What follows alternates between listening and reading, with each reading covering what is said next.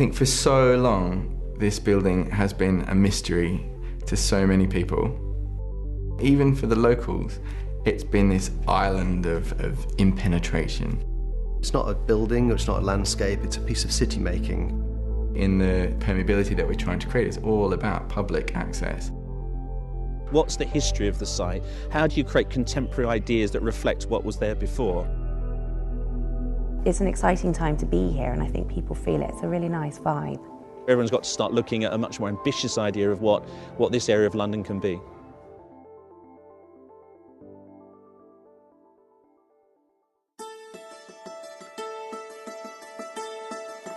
Well, London Dock sits equidistant between St Catherine's Dock and Shadwell Basin. It's a fascinating piece of London. London Dock was built in 1805, and it was for sailing ships, all them lovely clipper ships like the Cutty Sark. They were given a government monopoly for the import of rum and for spirits and for wine. So actually everything that was coming into London was going into the London Dock. As a member of the public, you wasn't allowed to go into the docks. The only people to go in there were dockers and people who worked for the dock company. The term Fortress Wapping was coined for fairly recent events, but it really describes a place in which very large walls kept the public out and kept what was going on inside in.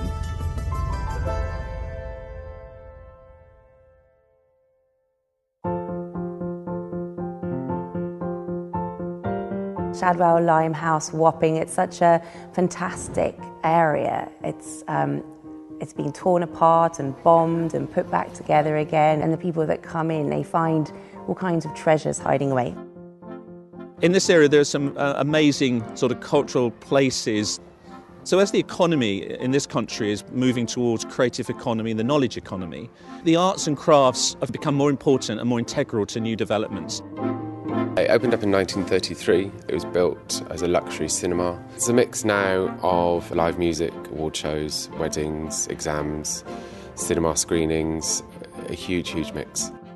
I was your classic somebody who'd done one career, was looking to do something else, but bread's been a passionate hobby for years, and it was just by chance got the opportunity to make it into a business.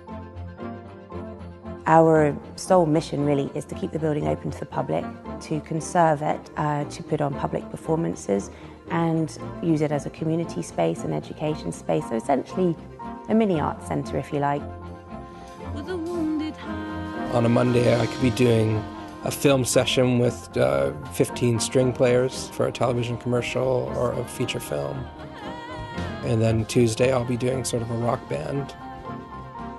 We found there was a real need for the women to come out of their very traditional environment, to be more engaged with the work community. And textiles provided the opportunity to engage people with speaking English a little bit more and engaging with each other. Historically, it's an area that was set back from the Thames, and actually if we can open it up, it connects back into that surrounding area. It's a 350-metre long wall that we need to get people through. Was it ever open, this? These were the original construction openings for this section of the dock, so they could maintain that amazing level of security they required at the other side. So they built the wall and then they built this warehouse from these construction openings, and we do feel that these are the key to getting some permeability for the public through the site. Our challenge is not only to get people through the building, but it's actually to create good quality access for people into the vaults and to make them really usable and unlock the great potential of this amazing heritage asset. I think it's about 50,000 square feet of vaults down here, so a real challenge to make that sustainable, usable space for the future. You know, all sorts of things from meanwhile uses, recording studios, artist studios, through to really sort of, you know, good high-end commercial office spaces, getting some good light and air in, without losing what is so beautiful about them. So we've just walked outside of Pennington Street Warehouse, and here we are in what will become the new gauging square. That lends its name from the gauging docks, where they used to measure the weights of the barrels of wine and other goods coming in from London docks. And we've taken inspiration for this space from the Place du Mur in Bordeaux, a wonderfully reflective square, reflects the buildings around it. But here we're adding a sense of vibrancy. There'll be cafes and some shops around it. Here in Building B, 2 floors of restaurants, south facing. And London now has some beautiful evolving places, Shad Thames, Borough Market, and we think that this quayside can give some of those qualities. From the gauging square, it's literally a stone's throw westwards into St Catherine's Dock. Northwards, past these beautiful buildings and the new school, we'll connect northwards to a new park. To our east, you can see quayside, this 500-metre promenade. You can just see the wonderful tobacco docks at the end of there. And between the new homes that we're going to deliver, there'll be a series of what we call market gardens. These will step down to meet the promenade on the south side. They'll step about 2 metres. There'll be maybe a rill of water down those. They'll be planted in contrasting sort of market gardens. And the idea there is that they pick up on the qualities of the old market gardens that were here before the docks. On the south-east corner, there's the remnants of London Dock there as well. And you can see the old quay edges. And wouldn't it be fantastic if we could open up our new site to really connect and see actually the actual existing remnants of London Dock. Between the market gardens, an area that I'm really proud of, we're going to create 4 water gardens, and for the first time that brings water back into London Dock.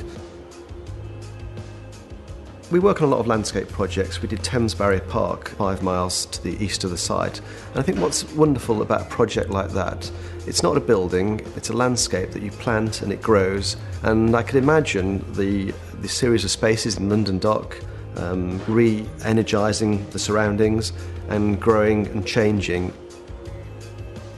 It's like suddenly fracturing up a whole piece of London, and suddenly you'll get these cross routes, being able to go across the site and open it up. And rather than divorce different communities, you'll suddenly bind the whole piece of an extensive piece of London together. What London Dock will provide for the area is that sort of the investment, the financial and physical investment in an area that means things can happen. We would like to see it opened up to the public and some local amenities to put in. And we're interested in the history. We would like to see the history come back to the area.